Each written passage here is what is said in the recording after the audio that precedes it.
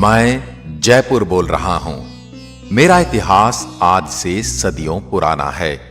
जब 17वीं शताब्दी में मुगल अपनी ताकत खोने लगे, तब राजपुताने की आमेर रियासत एक बड़ी शक्ति के रूप में उभर रही थी, जिसका फैलाव मीलों दूर तक था। और आमेर रियासत की राज व्यवस्था का संचालन सुचारू रूप से चलाने के लिए आमेर रियासत की मुझे नई राजधानी बनाने की कल्पना महाराज सवाई जयसिंह द्वितीय ने की थी। मेरी स्थापना विद्याधर भट्टाचार्य नामक एक बंगाली ब्राह्मण ने की थी, जिन्होंने मुझे 9 चौकियों में बसाया था। इसमें मेरे 2 खंड राजमहल तथा वैद्यशाला के लिए रखे गए थे।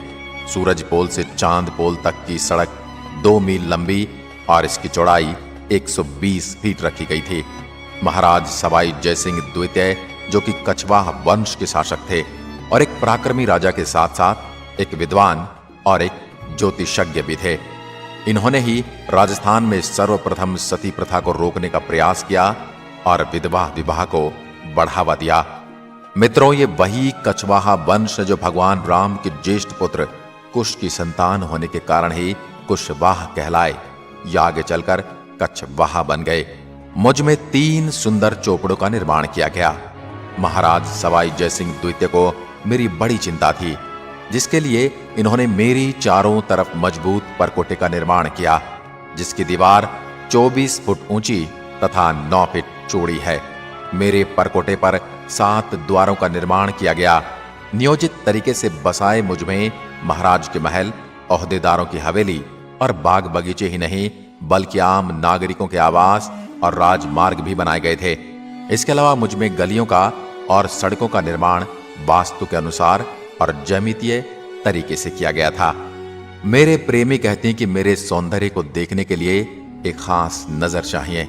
बाजारों से गुजरते हुए मेरी इस बनावट की कल्पना को आत्मसात कर इसे निहारें तो पल भर में इसका सौंदर्य आंखों में प्रकट होने लगता है।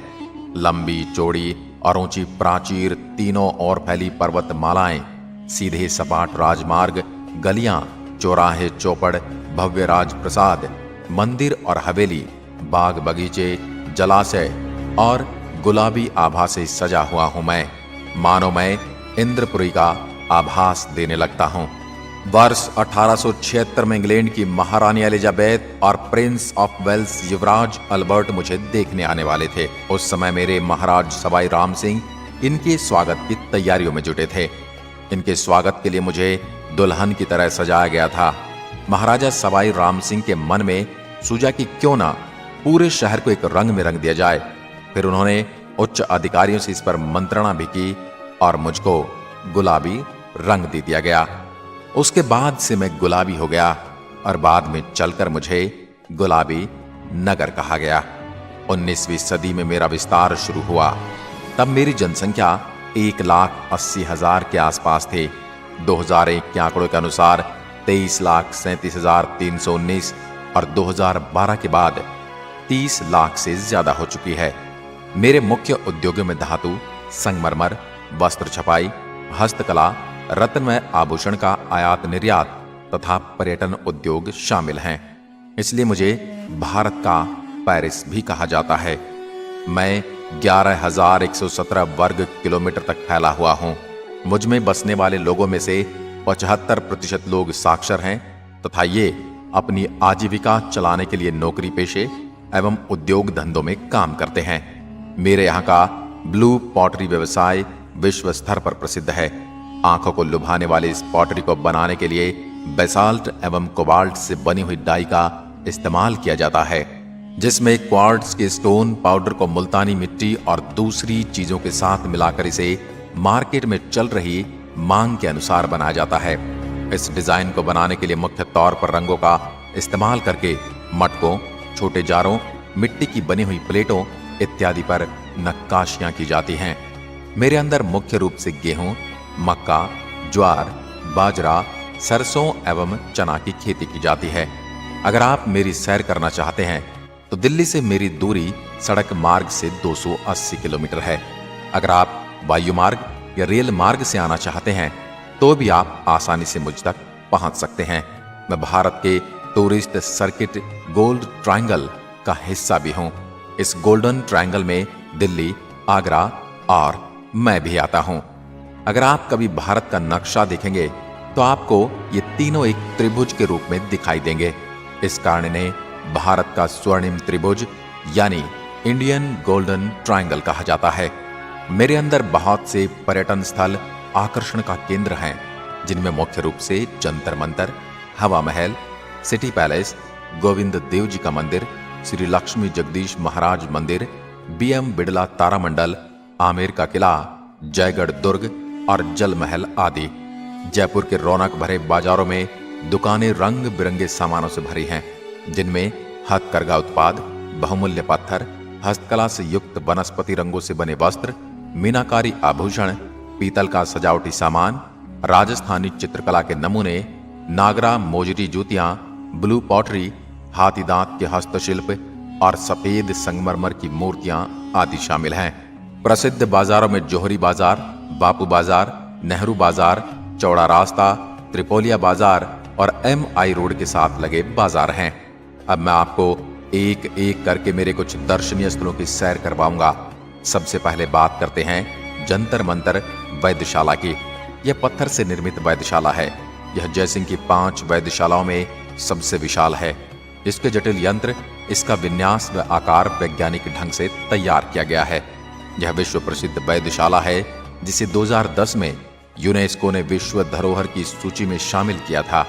मध्ययुगीन भारत के खगोल विज्ञान की उपलब्धियों का जीवंत उदाहरण है। इनमें सबसे प्रभावशाली राम यंत्र है, जिसका उपयोग ऊंचाई नापने के लिए किया जाता है। अब बात करते हैं हवा महल की, जो मेरी सुंदरता में 4 चांद लगा देता है और इसका निर्माण सन 1799 में सवाई प्रताप सिंह ने करवाया। ये महल राजपूत स्थापत्य का मुख्य प्रमाण चिन्ह। पुरानी नगरी की मुख्य गलियों के साथ साथ यह 5 मंजिला इमारत गुलाबी रंग में अर्ध अष्टभुजाकार और परिकृष्ट छत्तेदार बलुआ पत्थर की खिड़कियों से सुसज्जित है।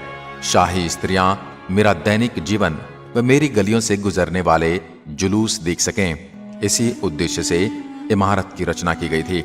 हवा महल में कुल 953 खिड़कियां हैं। इन खिड़कियों से जब हवा एक खिड़की से दूसरी खिड़की में होकर गुजरती है तो ऐसा प्रतीत होता है जैसे पंखा चल रहा है। आपको हवा महल में खड़े होकर शुद्ध और ताजी हवा का पूर्ण एहसास होगा। आपको भी अगर इस एहसास को लेना है तो कभी मेरे अंदर हवा महल में हो आना। अब मैं आपको मुझ में बसे गोविंद देव जी के मंदिर के बारे में बताता हूँ। भगवान श्री कृष्ण को समर्पित यह मंदिर अपने बगीचे के बीच में स्थित है। मंदिर में स्थापित मूर्ति महाराज सवाई जयसिंह द्वितीय वृंदावन से लाए थे। अब मैं अपने आमेर महल के बारे में बताता हूँ। यह लगभग 2 शताब्दी पूर्व राजा मान सिंह, मिर्जा राजा जयसिंह और सवाई जयसिंह द्वारा निर्मित महलों, मंडपों, बगीचों और मंदिरों का एक आकर्षक भवन है। माउठा झील के शांत पानी से यह महल सीधा चमकता है और यहाँ सुगम रास्ते द्वारा पहुंचा जा सकता है। सिंहपौल और जलेब चौक तक अक्सर पर्यटक हाथी पर सवार होकर आते हैं। चौक के सिरे से सीढ़ियों की पंक्तियां उठती हैं। एक शिला माता के मंदिर की ओर जाती है और दूसरी महल के भवन की ओर। यह मंदिर स्थापित करने के लिए राजा मान सिंह द्वारा संरक्षक देवी की मूर्ति, जिसकी पूजा हजारों श्रद्धालु करते हैं, पूर्वी बंगाल जो बांग्लादेश है कि जैसोर से यहाँ लाई गई थी। मेरे जयगढ़ किले के बारे में तो आपने सुना ही होगा, जहां तोपें ढालने का काम होता था। यहाँ आज भी एशिया की सबसे बड़ी तोप जयबाण विद्यमान है, जो इसकी सुदृढ़ता का प्रमाण देती है। मुझसे कुछ ही दूरी पर रामगढ़ झील मौजूद है, जिसमें पानी की आवाज बारिश से होती है। मुझसे 80 किलोमीटर दूर भारत की दूसरी सबसे बड़ी खारे पानी की प्राकृतिक झील सांबर झील है और ये नमक का उत्पादन करने में अग्रणीय है।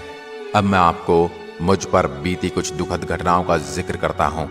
13 मई 2008 मुझ में श्रृंखलाबद्ध 7 बम विस्फोट किए गए। विस्फोट 12 मिनट की अवधि के भीतर घनी आबादी वाले स्थलों पर किए गए।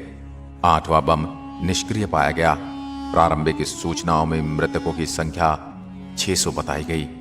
इन विस्फोटों को हवा महल के निकट सहित विभिन्न इलाकों में साइकिलों के जरिए अंजाम दिया गया। अब मेरी रंगत बदल रही है। हाल ही में मुझे विश्व के 10 सबसे सुंदर शहरों में शामिल किया गया। महानगर बनने की ओर अग्रसर हुए मुझ में आजादी के बाद कई महत्वाकांक्षी निर्माण हुए।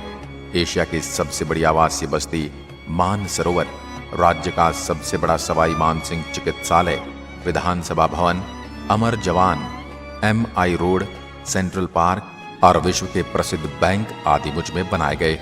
पिछले कुछ सालों से मुझ में मेट्रो संस्कृति के दर्शन होने लगे हैं, जिसमें चमचमाती सड़कें, बहुमंजिला शॉपिंग मॉल, आधुनिकता को छूती आवासीय कॉलोनियां आदि महानगरों की होड़ दिखाई दे रही है। पुराने जयपुर और नए जयपुर में नई और पुरानी संस्कृति के दर्शन जैसे इस शहर के विकास और इतिहास दोनों को स्पष्ट करते हैं।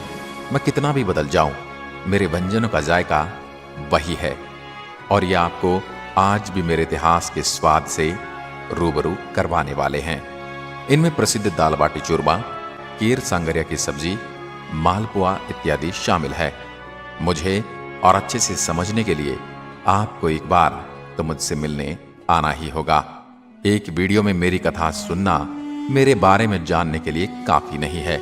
अब आप यहां कर मुझसे मिलोगे तो आपको बहुत सारी ऐसी बातें और चीजें देखने को मिलेंगी जिनके बारे में ना आपने सुना होगा और ना देखा होगा। क्या आप मुझसे मिलने आने वाले हैं? यदि हां तो अपना जवाब कमेंट में लिखकर जरूर बताएं। मैं जयपुर आपके आने की राह देखूंगा। आज की वीडियो में बस इतना ही। धन्यवाद। जय हिंद, जय भारत।